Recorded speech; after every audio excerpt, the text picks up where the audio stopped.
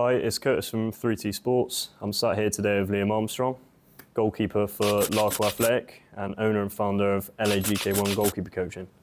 So, Liam, how are you doing? Yeah, right, thank you. Thanks for having me on. No problem, mate. Looking forward to it. Yeah, good.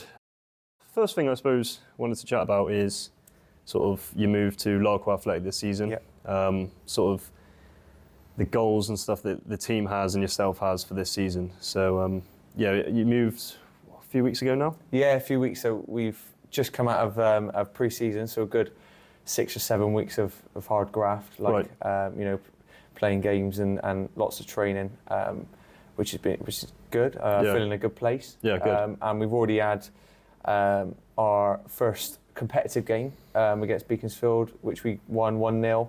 Scored quite late on. Yeah. And as a goalkeeper, keeping a clean sheet. Oh, yeah, it's a strong start. We've done well in pre-season as well. The teams we've played against, like Bath and Hungerford, the teams that people would perceive as we would struggle against, we've put in really good performances. And obviously there have been some ups and downs in that time in terms of not playing so well. That's just the pre-season. You're playing for minutes, you're playing for fitness, all the little bits you can tidy up during training. And also it's a new group that the manager's assembled. So we're all trying to gel and get used to each other. And I think we're just starting to now, which is good. So is it a lot of the team new this season then? Yeah. So I think there's probably about 4 or 5 that are still there from like last year or like the year before. So the majority, I've played against and played with a few of them anyway, so we've crossed paths. That's obviously been a while. So getting into training and obviously playing the games, you now know like how they take criticism or improve, how they just how each other works. Of course, and also off the pitch as well. We've had like team bonding sessions where I going for a meal or having a couple of pints afterwards at the game. Is that quite a big thing at this level? Yeah, I think so. Yeah, absolutely. I think it's massive. At the level you've got to enjoy your football. Yeah. And I think we all do. So when we're there, we're obviously there to work, but afterwards, we'll sit down and have a chat and just get away from the normal work sort of life really, from our sort of day jobs. It's a nice release really, having that reward at the end of the week, like a Saturday or a Tuesday during the week. It's a nice little outlet. So, but yeah, it is important to obviously enjoy yourself and sort of like a bunch of mates getting together. Yeah, really, of course, So yeah, it's all good really. It's all good. First time playing under this new manager then, is it? No, funny enough, I played for him before when I was on loan from Bristol Rovers in my youth days. When I was probably about 17, 18 when he was at Mansfield. So I know how he works. So it helps that I know him. I've got family members that know him as well. They were one of the first clubs that showed genuine interest in the summer as well. So seemed like the right move. Yeah, I think logistically as well, getting there obviously from work with my day job, it just felt right, to be honest. There are obviously other clubs coming in which I did look at exploring but didn't materialise. But I'm at Larko now and I'm really I've enjoyed it so far. So it's only the start. So just want to start as we sort of mean to carry on, really. Yeah, of course. I mean, that's quite a big thing at this level as well. I can imagine almost every player in the team has their own jobs and things like that. You've got your work to contend with, then obviously football's sort of an additional thing on top of that. Yeah, absolutely. How do you find sort of balancing the two, your normal job and your football? It's difficult. We're not going to lie, it's quite difficult. But it is, like I say, the football is an outlet. So, obviously last year I was at Barry. That was a lot. I absolutely loved it there. Loved my time there. The people, players, staff, everyone fantastic there. Looking back, it was probably just too far.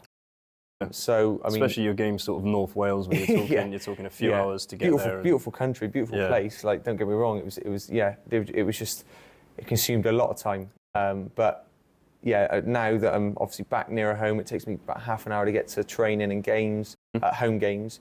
It just means that I can go home first, have something to eat or chill out, and then sort of like reflect on my work day, or have time to pause and reflect, and then go to training, and then have a good time training with all the lads really, and There are many big differences. differences between sort of the two clubs in terms of the way that maybe they function, the way that the coaches and managers, what they expect from you. Yeah, I think it's obviously Barry was the top flight Welsh football, and Yeah. there was the chance of being in European the competition. So Yeah. we just missed out on that. We got to obviously achieved the playoffs, which was a brilliant Massive, target.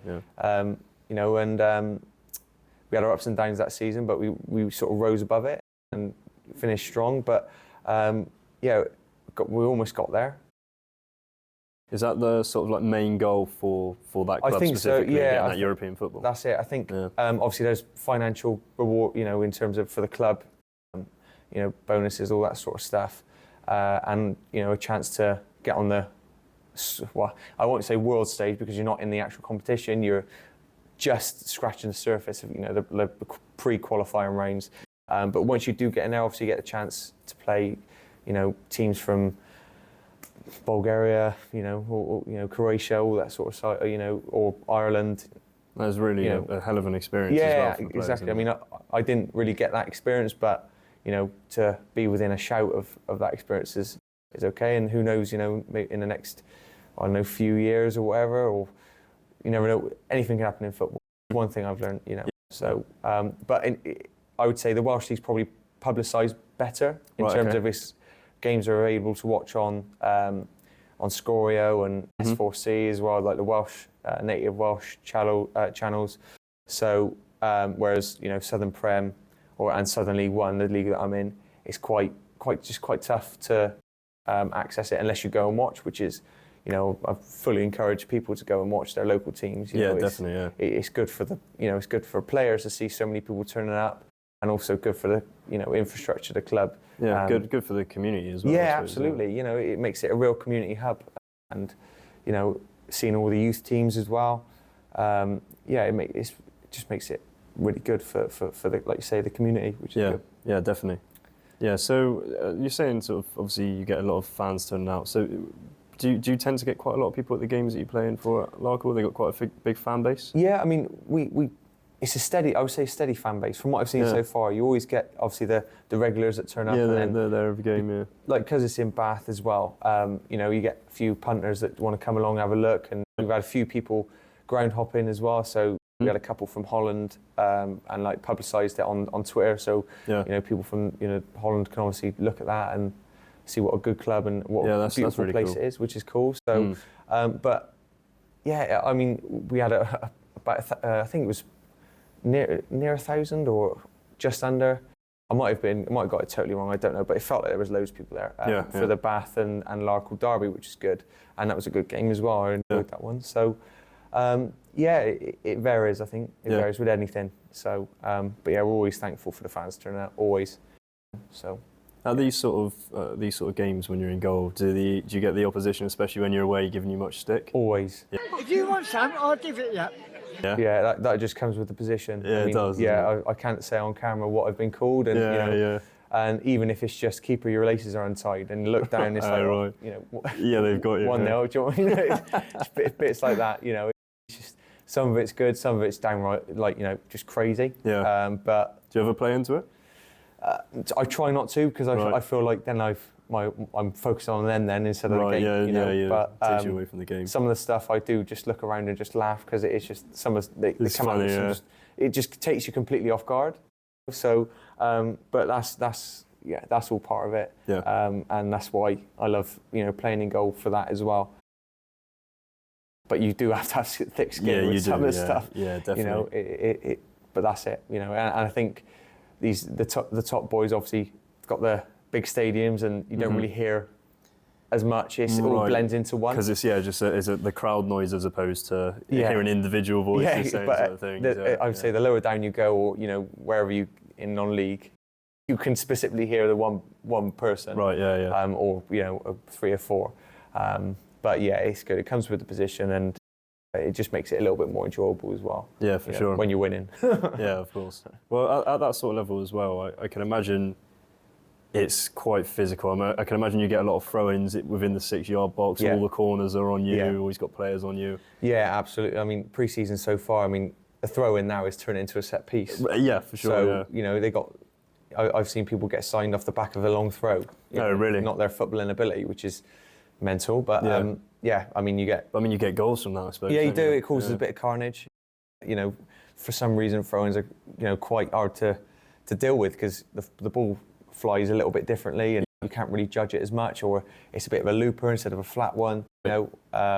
And you got all the sea of players in front and around you as well. Yeah, on the corner of the 6-yard box, which doesn't help. But does it make it quite difficult to come and claim the ball where there's just so it can many do because you're claiming through bodies and traffic. But when you do catch that ball, you punch it and you get knocked and you get back up. It's a bit of adrenaline that you want to chase and want to do again. Sure. It's a lot of crossing in the box. Just causing a bit of carnage. Not looking to pick anyone out in particularly, but just cause carnage really. Sure. And, it might cause an own goal or a bit of indecision. Bits like that. It's. Well, did you find that sort of the same carried true when you went to Barry Town? Was it the same in those sort of leagues? Or it was. Yeah, I think it was probably a little bit more technical in terms of there was a lot more sort of playing at the back and phases of play coming from the back line. But there were still occasions where we would have to defend a long throw and a lot of crosses into the box, but mainly cutbacks as well. Right, okay. So, it doesn't really differ that much, and it just depends on the way a manager wants to set out and play, really. Sure, yeah. Is that how the Barry Town manager wanted you to play? A lot of playing out the back, a lot of footwork? Yeah, I mean, we to be honest, it was probably one of the best footballing sides I've been in terms of like the technical ability. And we were on that as well. We were quite physically dominant anyway. We had 3 tall centre halves and athletic centre halves as well, so they could move. But we were a threat from set pieces, so corners, throw-ins, free kicks. Anything that we swung into the box, we would probably get the first contact on, which was always helpful. But we still had that ability to get the ball down and play as well. Probably didn't do it as much as what we wanted to, but it just depends on how everyone's sort of feeling on the day and the game requires. Trying to mix that up. Because I suppose a bit as well being in goal, you kind of have to be a conductor at the back in terms of when to place your like moving your players around into the positions that you want them to be. Definitely. I suppose as well at some point you kind of realise this one's going to have to go and you have to change up the way that you're playing. Definitely. I mean, it's something that I've probably got a little bit better at in terms of recognising that.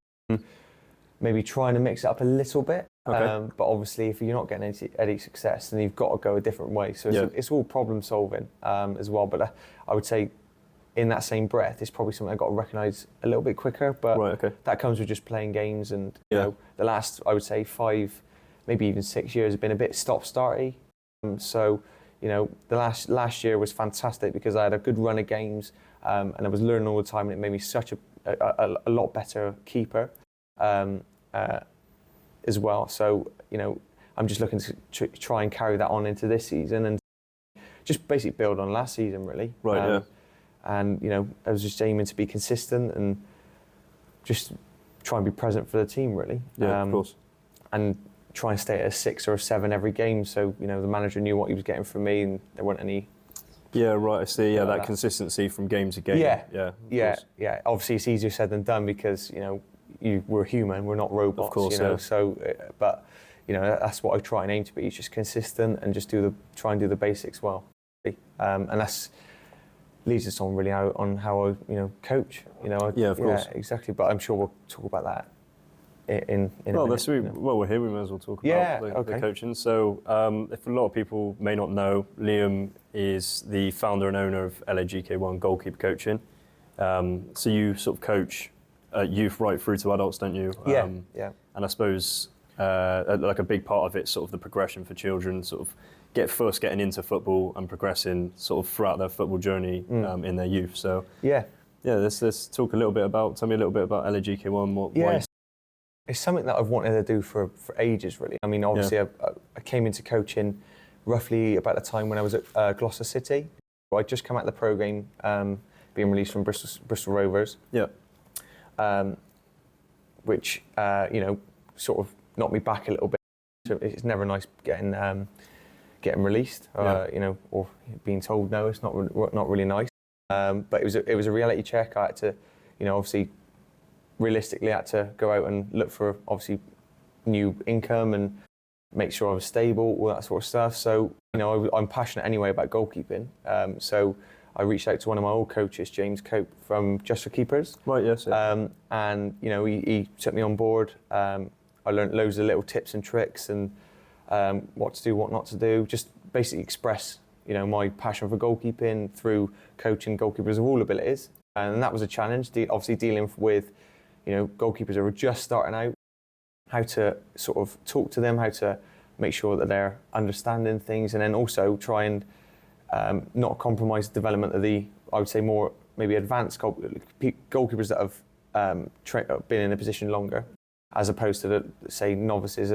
It's trying to blend the two, make sure that either is not getting left behind or making sure that they're getting what they need out of the session. So, and yeah, just absolutely loved it. And yeah, really thankful for him getting me started. So shout out to James Cope. But and that was just for keepers. Just for keepers, yeah. And he let me recruit goalkeepers as well. So I'd get in contact with clubs, and we'd start centres and get them in, and it was just a real good experience. I loved it. And yeah, obviously other commitments came up where I couldn't really step or carry on with that. So yeah, we moved on. I haven't coached for Just for Keepers for a while, but yeah, it's a great centre, definitely, and I owe a lot to that centre anyway, because that's how I got started in goalkeeping. Okay, right, yeah. So you actually were originally a player, so I was a student, getting coached, right, and exactly then sort of progressed into a coach later later on. Yeah, which is, it all came full circle really. So, not only has it helped me with my playing, it's also helped me with my coaching. I got so much more confidence through, enjoying or seeing the progress goalkeepers would make, and always wanting to come back with that same hunger, which gave me a real buzz for it. And obviously then I had several loan clubs, so I wouldn't know if I was going to be able to coach because of the sort of inconsistency of loan clubs. Managers would say you're going out here, going out there, just to get some game time. So I couldn't really commit to James, unfortunately. Yeah. So yeah, we sort of faded out in a way. And then opportunity come up to join GK Icon on a Monday night, which is goals on a Monday night for 2 hours, which I absolutely love. I'm the head coach there now, so that sort of brought the responsibility of managing all the parents and making sure, just checking in really with all the keepers. It's like a different sort. It's more like a in charge of the registers, bit of safeguarding, all that sort of stuff, which ties into my day job anyway. So I've got experience from my day job, taking that into the head coach role. But yeah, we've grew the centre. We started off with 4 goalkeepers in each age group when it first started. Now we've got about 25, I would say, or I think we got 60 signed on. Obviously, attendances vary because people are away and can't commit, but on our registers, we got about 60 goalies for the 2 hours, which is absolutely amazing. And I've got fantastic. Imagine that ramps up as well, during summer. Yeah, to be fair, it's died down recently because of the obviously holidays. Everyone's on holiday and getting away. Okay. But usually around winter time and midway through the year, it picks back up again. But yeah, obviously, then I wanted more and wanted to stretch myself a bit further. I wanted to, do lots of one-to-ones, and I just the birth of LAGK1 really, and it's more of a real passion project, I would say, in terms of it's my own sort of thing. It's a new sort of feeling, and I've got a say in what I want to do and when I coach, where I coach, how I coach, and yeah, I mean it's I've got over 700 followers on Instagram now, which is amazing. A milestone you've just hit, literally hit. So I used the GoPro, get some footage out. I love clipping up the session and sending it to the parents. I bet that's great for the children's development as well. Being able to actually see clips of themselves in goal, for positioning, for the way they move, all that sort of thing. And I'm sure, I don't know if you did when you were younger, but I used to watch clips of goalkeepers back religiously, more than the telly. Yeah, seeing worldly saves, all the time, replay back. It's brilliant, and I really enjoy it. I'm right in the thick of it at the moment. Obviously, with the summer holidays, I'm in week 2, so I've got 1 week left, and I'm potentially looking at extending it a week because of the demand. So yeah, I absolutely love it. It's when obviously with yourself with 3T, supplying the kit and the quality of the kit as well, which I'm sure we'll get onto as well. It's brilliant, and as you can tell, my favourite colour is green. So that's it.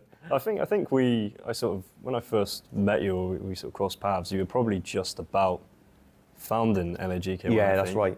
So it was around about the same time. I remember it all seemed to sort of line up with sort of coming on as a 3T athlete and LAGK1 starting. Yeah. Yeah, I do remember it being sort of around the same time. I can remember. The early days where I was just in like different kit. Now I actually look the part in terms of it's all branded up. Everyone knows what I'm doing. They see the green and the black, and they know that obviously the goalie session and stuff. But you've also got the kits and stuff that the students actually buy themselves, don't you? Which are also LAGK1 branded in sort of, if I remember right, the reverse colours. I've got the green one on now. Right. Yeah. As you can see, nice. but. The goalkeepers love it. I mean, the 2 colours I like are obviously pink and green. I wanted to bring those 2 out, which you supplied, and they've gone down, a hit, I would say, absolute hit. They turn up to the GK Icon sessions, they turn up to my sessions, wearing the kit, which for me, that's a proud moment because it shows that they're obviously investing in me, but also it's a reverse effect where it's just it takes you back a little bit, It's like, what? Wow. And I think like when you're growing up and you've sort of got coaches. I remember this myself. If I've ever got coached and you almost idolise the person who's coaching you. You get like you love, and I bet it's quite nice now being in the coach's position where you see the children doing the same thing. Yeah, absolutely. And my sort of ethos is mainly development. I purely want to do development. I'm not too fussed about results and all that sort of stuff. So, I've had parents saying, my son or daughter has lost quite heavy this game. They made this save, that save. They did this, they did that. And I'm like, well, let's focus on that bit. Exactly. Yeah. That's what it should be. Results come later on, and they'll be in a better position to obviously deal with that. But as long as they're getting enjoyment out of it, that's the main thing. Like a lot of my sessions are not too technical, I would say. Well, they're quite technical, but we focus on fun and enjoyment and not overloading with information, and just making sure they have just come to the centres and leave with a smile on their face, and it's been the remedy to success so far. So long may it continue. And I see as well a lot of the sort of students that you have on, or at least for the past year, they tend to be like they're all certainly still around. You tend to have the same like sort of students doing it lots. They must. It's quite clear that they sort of love the sessions and they're getting a lot from them. So. Yeah. I mean, for example, we recently had a couple of goalkeepers get picked up by Bristol City Women's ETC Elite Training Centre. I think I think that I probably got that wrong, but I think that's what it is. And they've only just put the gloves on probably a year ago, I would say. Wow. Yeah. So in that short space of time, it all comes down to their hunger and attitude to learn and want to be coached as well. But it's just so rewarding because I feel like I've played a small part in their journey to hopefully the top. But I got to say, it's been so rewarding, so fulfilling as well. Seeing the progress that they're making, whether that be stepping up to a higher league team, making the save that they didn't make before, or joining a team and just blending in really well. Because there's a lot outside of the actual, say, the technical parts of the coaching, but more like their development as a person. As a person, and sort of the way that they sort of integrate with amongst the team and around other people and under certain coaches and stuff. So. Yeah, absolutely. I mean, my favourite go-to is we have a lot of Liverpool fans currently. Too much disappointment to a Man United fan, but there's always a bit of banter straight away as soon as they join. Got to change to a Man United shirt or something like that, and that breaks down a barrier straight away. And they start laughing. So, well, hopefully they do. Yeah. It depends how serious of a fan they are. Try I guess, to be, but it breaks down a barrier straight away. It's a great. I love coaching for the enjoyment as well, and I love it when they, pluck one out the top corner or give me a bit of banter back. I love Right. that. It's a good sort of atmosphere to stick by, really. Yeah, of course. Really Yeah. I mean, I hope they're wise enough to not become Man United fans though, because that's going to be a few long years for them. I can imagine. I think so. Yeah, definitely. Yeah, absolutely. So I suppose that when we're sort of talking about sort of the children's development and stuff, it seems like a good segue to kind of speak about sort of your journey through for your youth. So Okay. where did you sort of start and sort of where did you progress to? You said obviously progressed on to sort of Rovers. How did that journey come about, and what sort of things can people, or like young children just getting into the game, expect sort of on their own journey? Yeah, so, I mean, way back when, I first started off as a centre-back for Fry's Colts, which is a local club based in Keynsham. And yeah, I wasn't getting much. I was new to football. Right. It was around sort of year 5, year 6 in primary school. A load of my mates were obviously playing for the same team, and they just invited me along one night for training. And yeah, I had the kit, felt amazing because it was, proper. I was part of a team, amazing. But wasn't getting much game time. Obviously, I wasn't good enough. I was still new, still quite raw. Right. Haven't really kicked to football much. I was focused on armies and Lego and all that sort of stuff. Normal kid stuff. But Right. it just one day that the coach said to my dad that their goalkeeper, the starting goalkeeper, was leaving, and I was quite a tall kid anyway. From age, one of the tallest in the class, and they take it that's why you were a centre back when you first got into it. It's just a big presence at the back, Right. but only for like 2 minutes of a game. Right, I see. Yeah. But I'm so thankful for them giving me the opportunity to go and goal. Had my first session diving about the old cliche, diving about in the mud. Yeah. But Loved my it word, straight I away. absolutely loved it. Yeah, not my mum didn't because of the washing. But there that's you go. it. Yeah. It just went from there. Obviously, then James came to my primary school, an after-school club one evening, and saw that I was in goal, and he invited me along to. I remember him handing the leaflet over to my grandpa and my mum after school, and then just started going to his sessions, and absolutely fell in love with it there, and progressed. Just had that real sort of addictive personality to want to improve, want to get better. Sure, yeah. And just to enjoy it mainly. And then, got James recommended me to Bristol City Academy when I was probably about 11, 12, I would say. And I was there for about 2 or 3 years. I probably didn't enjoy it as much as what I hoped I would, but I feel it made me a better keeper anyway. Right. I met some good people there, met some good coaches who I'm still in contact with today. Yeah. But then got released. When was that? Probably about age 13, I would say. Age 13, maybe 14. That sort of was my first sort of sign of rejection, because it's all been like that. Right. And then all of a sudden it was straight down. Yeah, okay. But fortunately I had a good group of mates around me who I think saw how, I don't know, what's the word, sort of driven. Yeah, driven, and also probably maybe a bit worried at the time, because I knew, because there was decisions at that time. Right. Everyone sort of knew about it in the football world around my age. I think they then saw me have the decision, and then just got round me and invited me to go and play for Fry's again with all my mates for about 6 months to a year. Yeah. Fell in love with football again, and then ended up getting scouted by Bristol Rovers at a school game. I played for both sides of the river. Yeah.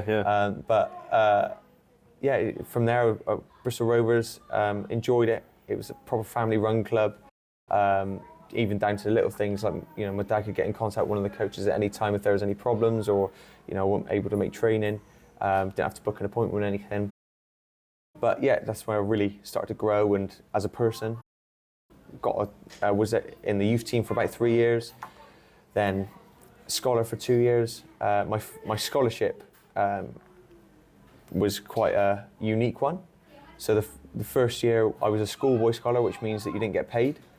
So I was the only one out of my sort of year group that had a schoolboy scholar. Everyone else had a paid scholarship. Right, I see. Okay. So that was a bit of a kick in the teeth, if I'm honest. It was a driving force to want to go and so prove it kind people of wrong. rather than put you back.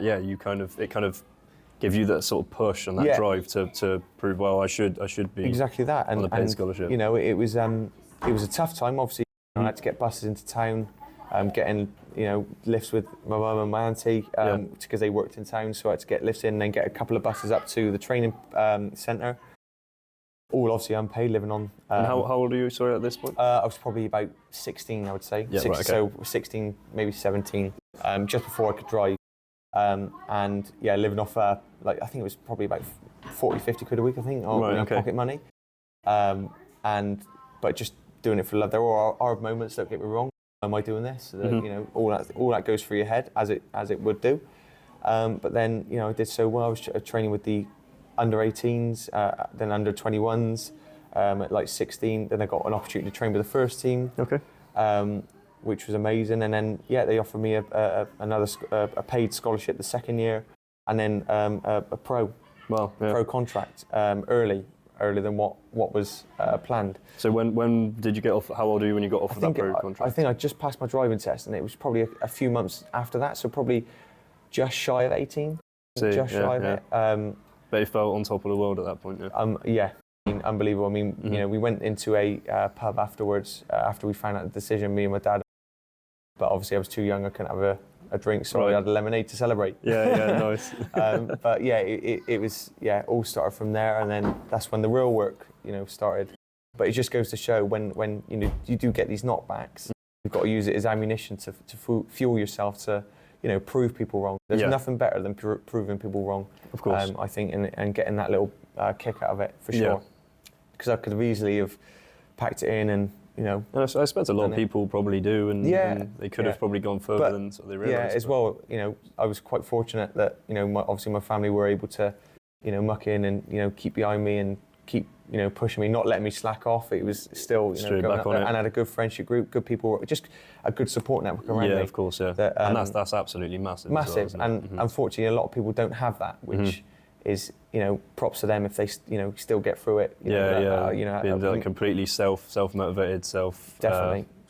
And then choosing to progress themselves without sort of the people around them is 100%. Impressive. But then obviously was there for a pro for 3 years, and I unfortunately never made my debut. But the experience I had there, training with some top players. I was going to say as well that with the actual keepers, that the stuff you could have learnt from just training with the keepers, and coaches as well. I had some fantastic goalkeeping coaches and mentors as well there.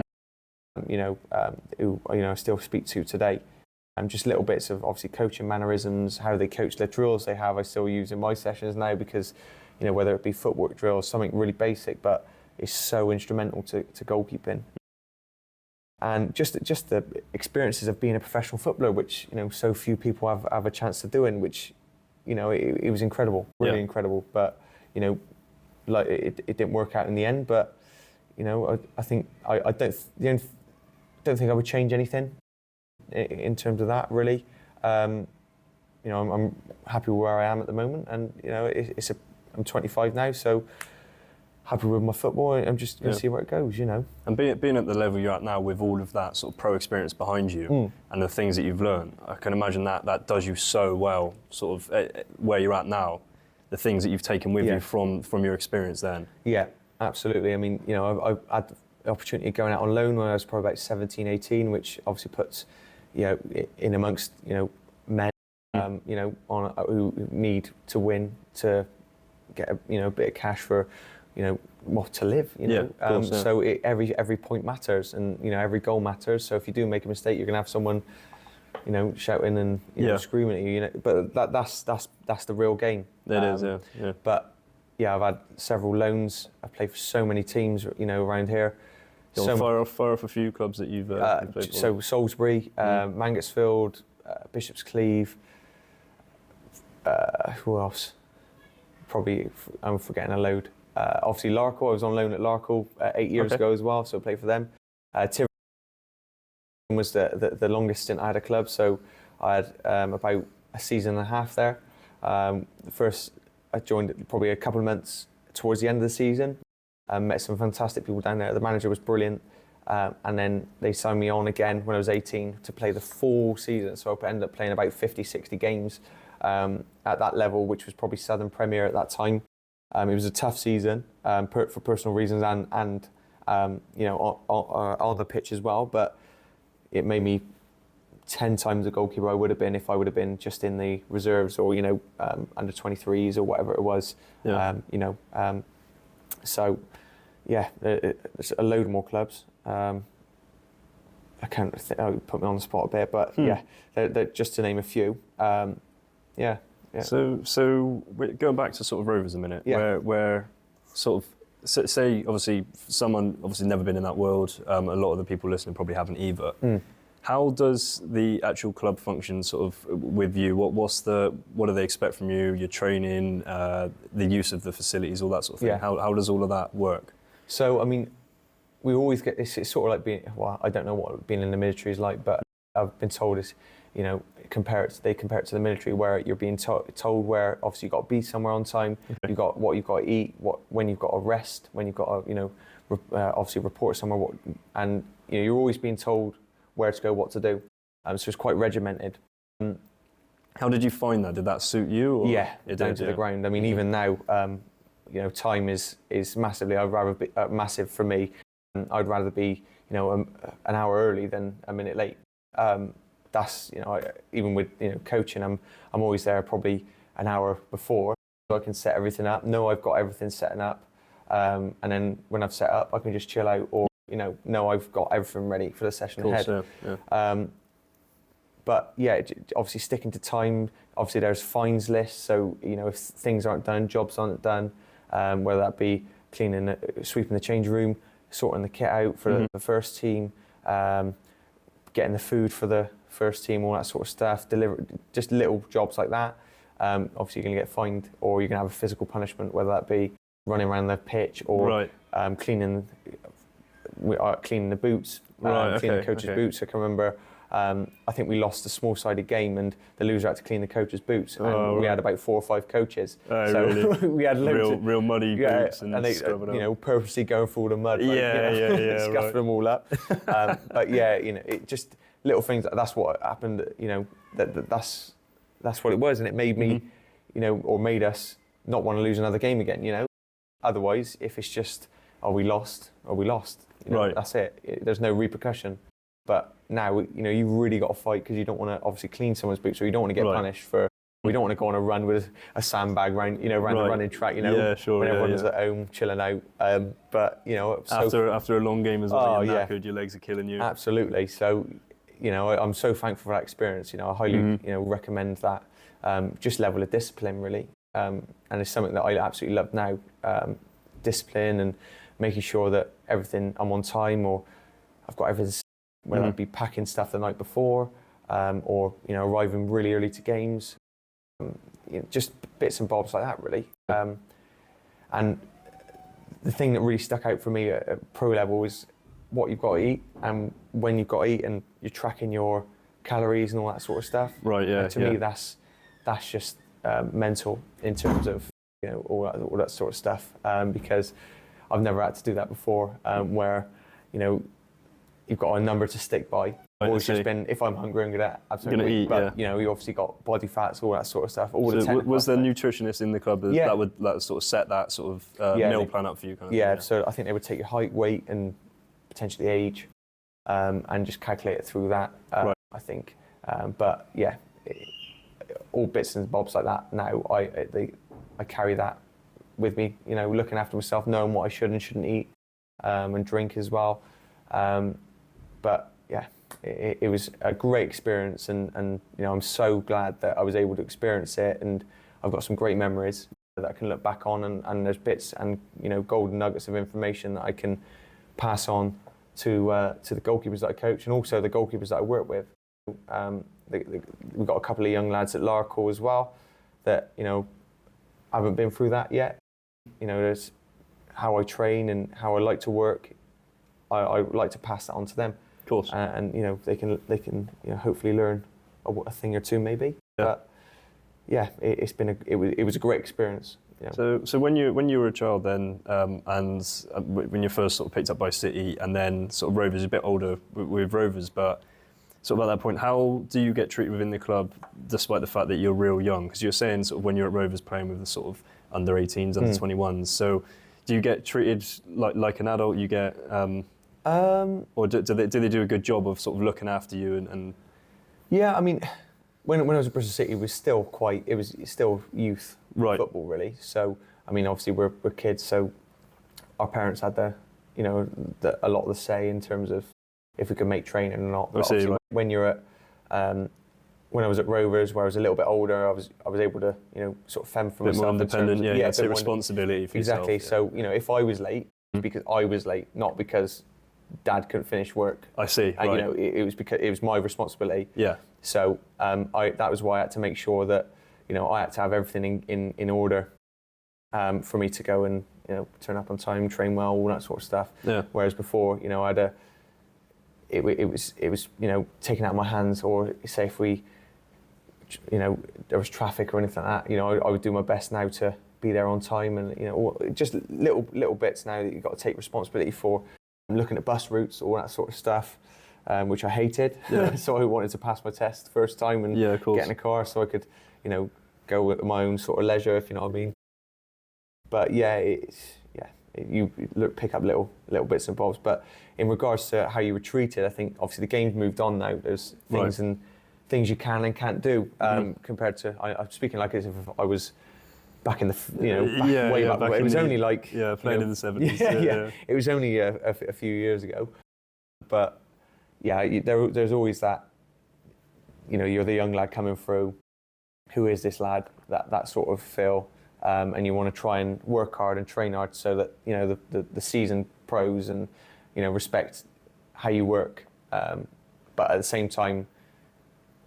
I mean, when I was working with the strikers, it was just me. Getting shot at by about 500 by like all the strikers, but it was about 500 shots after training is finished. So I'm out there absolutely dead, but because I was obviously the young lad coming through, that was like a sort of baptism of fire. I see, yeah. To see if I would, chuck the toys at the pram or, but I still. My body didn't thank me for it, but you just this is what you're young, you're trying to prove coming in. Yeah, exactly. Trying to fit in and trying to show that or stamp a mark on I'm here to work and I'm not gonna let anyone down really. Of course, yeah. And I think that's what the coaches there liked, because I got the opportunity to train with the first team quite early on in my career. So I wouldn't trade that opportunity and that experience for anything really. I'm so thankful that it happened. But now being 25, having gone through that, I feel it's made me I'm at a good place now where I can pass that on, but also have the tools in my own toolkit to apply that to a Saturday game, Tuesday game, and hopefully have a positive impact on the team that I'm at. So, I'm sure a lot of the people listening or watching, sort of coming through they're young keepers especially, probably got a question in their head, which is. Was there any sort of big howlers through your development that you remember, or any that you still sort of think about now? I'm thinking as well, sort of, is there anything that sort of ever happens in game? Do you ever think like, I remember this happening, I'm going to make sure I adapt and make sure that doesn't happen again, kind of thing? Yeah, one springs to mind. So we were in the FA Cup. I think it was like the preliminary rounds, like the bit before the actual FA Cup. First round proper. I think it is for Tiverton, and I think we were playing. I think it was Walton and Hersham at Tiverton. It was tipping it down, boggy pitch, typical non-league football. Like there was hardly any grass; it was all mud. Right. Yeah. And I had a back pass for some reason come to me, the middle of my goal, and it was probably level with the 6-yard box. And I don't know if you've seen the error from Paul Robinson. Where it bobbled over his foot. Yes, where he's gone to kick it and it's just bounced and then right. So I've done that. I've decided to go with the side of my foot because it was a bigger surface area, so it'd be deemed as a little bit safer. But the ball's come in. It's not fast either, really, and I've got a striker bearing down on me, so I have to hit it first time. But it's kicked up, and as I've come through, it's kicked up over my foot and rolled into the goal, and we've gone out of the FA Cup. No, right, yeah. That's one that sticks out in my head. But every goalkeeper, it's part of being a goalkeeper. Yeah, is what it is. It's the most thankless position. Absolutely. You could have a 10 out of 10 stellar game, and then You come out for a cross, goes, or you just make one mistake, and they always remember that one. Of course, yeah. I mean, even in that same game, if you say you made a mistake in goal, it's not like say you're up front. Say up front, you're through on goal, you sky one. Yeah. So, but then you go through, you get a goal. Yeah. You were the hero again. Whereas if you're in goal, even if the rest of that game you have an outrageously good performance. Yeah. Everyone still will remember the thing. It is quite, like you say, it's definitely a thankless position. Yeah, I know, but it's the responsibility of the position as well, which is what I love. Which is what you want as a keeper. Yeah, isn't last line of defence is that old adage of last line of defence, and it's a lot of weight to carry on your shoulders. Yeah. You could either win or lose a game in the moment. So it's a lot of responsibility, but I like to take that on board as a person as well. Well, how, just out of curiosity, how sort of obviously playing as in goal at the amateur level, and obviously compared to sort of the level that you were at where it's higher. Say you go into a game and sort of you make a mistake like that. Clearly just a mistake, an accident. How did the sort of team respond to that in terms of with you? Like when you get back in the change room, how are people, especially say getting knocked out the FA Cup? Because I remember even at the amateur level, because it's a bit different to being at a high level where everyone knows you're really good keeper, a mistake, and just sort of at the amateur thinking, he's just a bit rubbish in goal, he's made a mistake. I can remember sort of the team not being very happy with me. Is that the sort of the same at that level? Or? I think it depends on the gravity of the game, really. Obviously, because there's quite a lot riding on it in terms of the financial rewards that the club would get, was a bit deflated. Okay. Including myself, I was on the edge. It was a horrible experience, but it does depend on the what's on the line. Okay. I think obviously if it's a pre-season game and that happens, it's like, well, as long as it don't happen when the real thing kicks in. I think it also depends on the sort of group you've got. If it's a sort of cutthroat group, then you're probably not going to get the arm around the shoulder. You'll probably get the hairdryer as such. But I think around those situations, because it was such a freak, I think it was just everyone sort of brushed it off and we've just moved on. But what about your mindset after that? Like how did you manage to keep your head? What is it you've done in particular to make sure that you stayed headstrong, not just in that game, but sort of progressing into the rest of the season? I think because I was younger, it was like the end of the world. I was probably 18 and I thought, right, I am now a terrible goalie and I'm this and that. I'm thinking the worst, you know. But because obviously at that time it's my profession, that's my job, because I didn't have anything else, you know. But yeah, it's like I go back to the support network. It's lucky that obviously I had my parents, my grandpa at the time, the manager there, coaches back at Rovers, friends away from football. I wouldn't football all the time. It was I'd go out and have a kick about with my mates and talk through it. It just comes back to that support network of getting you out that sort of hole. So that your whole world isn't just focused on that one moment. It's my mum used to kill me for it because I used to walk in and then it would ruin everyone's weekend because I'd have this like black cloud above my head where I'd be like just sat there like all withdrawn. But now I've just learned to, as soon as I step through the threshold of that door, that's it. Now there's more to football. More to life than football. If you know what I mean. Of course, there's, especially where I am in my sort of, I've got my day job, my work, I've got my coaching, obviously got family outside and all that sort of stuff. The support network is if you've got that solid foundation, you can do anything. I believe. Yeah, absolutely. That's what has helped me get to this point. You're a superstitious goalie. Do you have any superstitions? Like pre-game rituals? Do you warm up in the exact same way every time? On a match day, I'm always caffeined, out of my head. I'll have probably 3 or 4 coffees before kick-off. I love that. I don't know if it does any. I think I'm numb to coffee now. If I'm honest, it's just water. But I don't know if that's a sort of chill out sort of thing. But I do tend to put one shin pad on before the other. But other than that, nothing really. But that's only because I grab it just by chance, really. I don't know if I'm doing it on purpose, but it always tends to be this one first. So, not really superstitious as such. Right-footed? Yes. Yeah, probably more of a dominant foot thing than a superstitious thing. I think so. Well, I'm trying to be both, but... Right, that's it. No, definitely right-footed. Being in goal, is there any like giveaways from strikers? Is there anything that sort of sets like a fantastic striker compared to sort of a not as good striker? In terms of say they come on one-on-one, is there any little giveaways, anything that they do that sort of that you say, right, well, this player, him doing that is so much harder to read? I think it's just recognising where I am in the goal. So I think, for example, on Saturday, the ball was bobbling. It was a 1v1 situation, and the striker's just seen me, and I think he's looked up, and I've closed him down quick, and he's just hit it straight at me.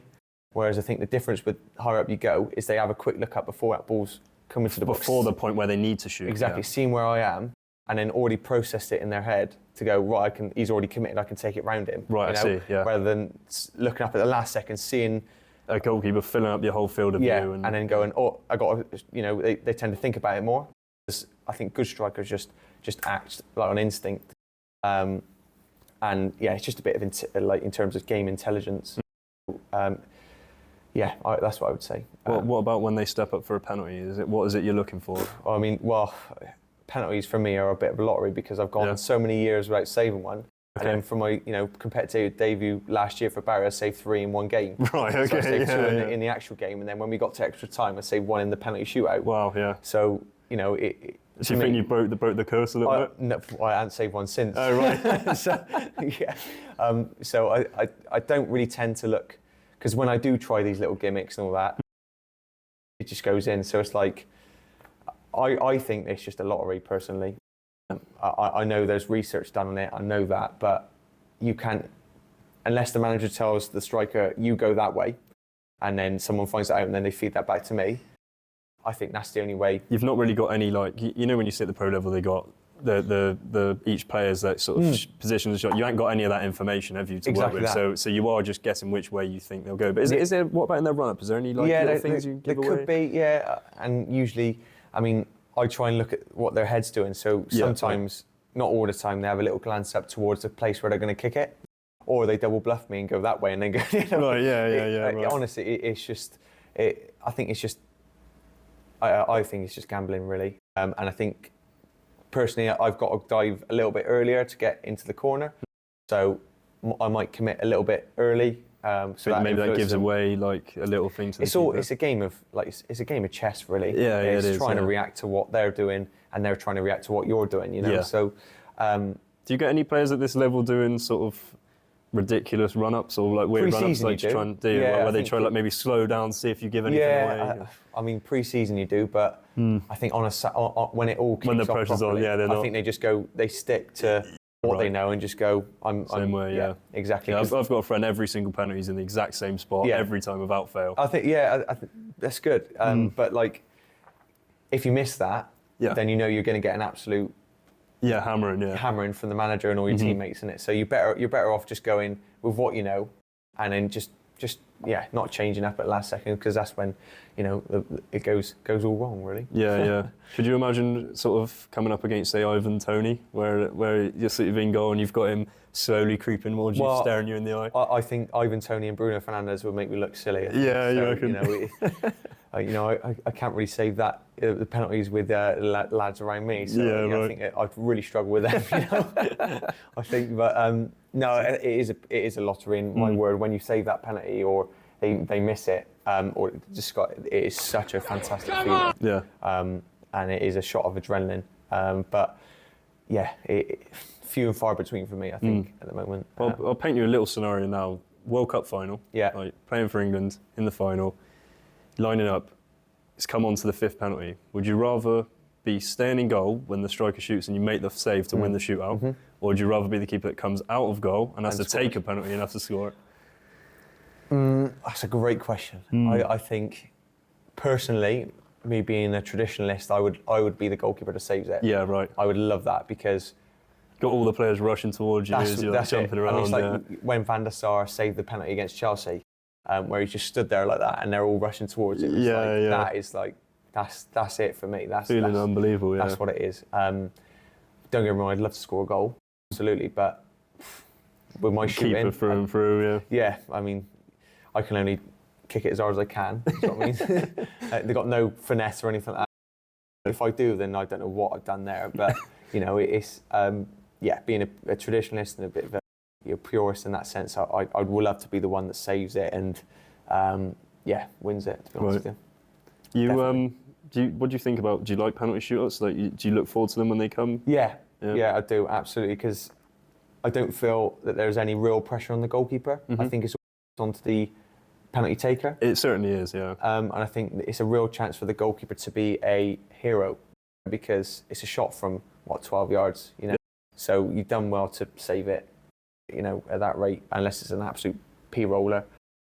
But yeah, I flip it on its head. I look forward to him. Yeah. I do, and I'm waiting for that final whistle so the ref goes, right, decide which end we're going to do it. Right, you know? yeah. Especially when it's been extra time, everyone's knackered. You know, the pressure sort of, those last 5 minutes of extra time, everyone's super tense. By a minute 115, I would say, is where you're like, they start bringing on penalty takers there. Yeah, that's it. That's like, we're going up to it now. I love it when all the players saying, "Come on, Liam, you got this," all that sort of stuff, and like geeing me up. And yeah, when you save that penalty and then you hear the roar and all the teammates cheering, it's a proper buzz, I would say. I wish that was all the time, but realistically, it's a shot from 12 yards, and you got to do very well to save a shot from there. But yeah, who was your goalkeeper sort of your favourite goalkeeper growing up? Do you think? Growing up, I mean, goalkeeping heavily influenced my choice of team. So obviously, I support Man United purely because of the goalkeepers that played for him. Right. So obviously, my dad's era was Peter Schmeichel, and then I came into it just as Van der Sar was there. What a keeper he was. Yeah, amazing. And then when I was about 12, De Gea came. Yeah, also fantastic. Yeah. And his story was amazing because he didn't start off well, but then, my word, did he mature and he worked on what he was weak at. He became like a proper Man United goalkeeper, didn't he? Yeah. He took it all on board, and you know, I'm gutted that he had to leave, but yeah, it was just. I tried modelling how I played on him, played on how he played.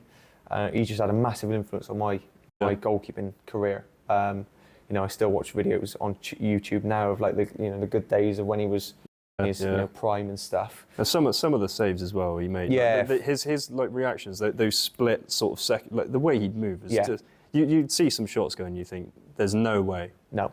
That's like he's going to save that, and he'd get there. That's it, mate. Exactly. He's just a wonderful keeper, and yeah, what a great goalkeeper to learn off. Yeah, fantastic. Just because of going through that adversity and coming through it, obviously winning Premier Leagues, Golden Gloves, Player of the Season, you know, all that sort of stuff. You know, from doubt to promise. So, heavily, an idol, I would say. Yeah. Well, Liam, you've been incredibly generous with your time, mate. So no I think I will sort of end with one final question. Yeah. Casillas or Buffon? Oh, my word. Casillas or Buffon? I would say, personally, I would go Buffon. Yeah. Purely because, like, again, I'm a goalie geek and I used to watch goalkeeper videos all the time. And I just love this personality, how, like, on interviews he'd be so, just normal. He'd show humility, all that sort of stuff, modest with it. But what a goalie as well. Yeah. Oh, my word. And that's not discrediting Casillas as well, because he was unbelievable. It's there's probably that much in it, I would say. Yeah. Like, it's not an easy question to answer. It's probably one of them where it's sort of like messing around. It comes literally down to like just a personal preference, which one you kind of preferred when you're younger. Yeah, 100%. But yeah, I'll go Buffon just. Yeah. I would say. Well, Liam, appreciate your time. Thank you, mate. Appreciate that. Thank you very much. Brilliant. Thanks, mate.